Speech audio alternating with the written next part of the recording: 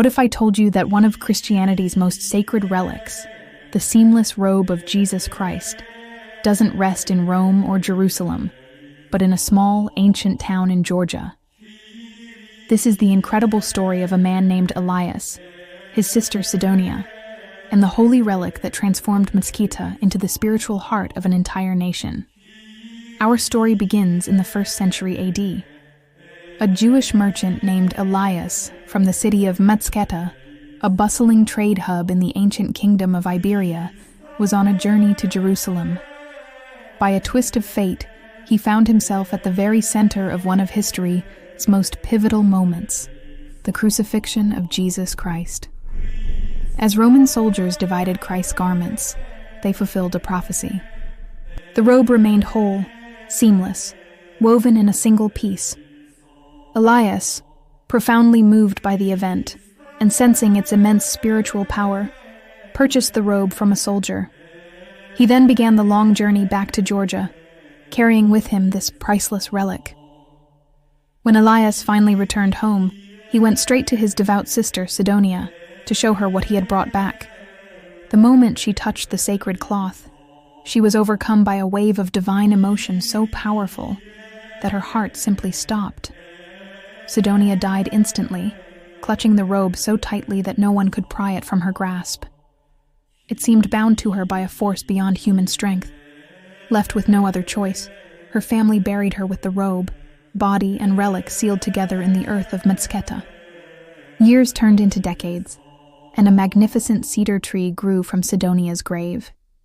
It was a radiant, towering tree, as if it were being nourished by the sacred garment buried beneath. The people of Mtskheta saw it as a sign of a divine presence, a living monument to the robe and the woman who carried it into eternity. Long before Georgia officially embraced Christianity, this miraculous tree became a place of prayer, worship, and healing. Centuries passed. In the 4th century, a woman who would change Georgia forever arrived in Mtskheta, Saint Nino. She was on a mission to convert the nation to Christianity.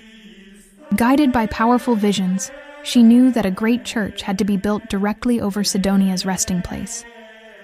When King Miriam III ordered the cedar tree to be cut down to build the church, its wood was used to create 7 pillars. But the 7th pillar was different. It miraculously rose into the air and hung there, suspended. It was only after a full night of prayer led by Saint Nino that the pillar gently descended back to earth. From that pillar, a sacred healing liquid began to flow, which was said to cure all illnesses. The church built on that very spot would become the foundation for the Svetitskhoveli Cathedral, which stands today as one of the most sacred Christian sites in the world.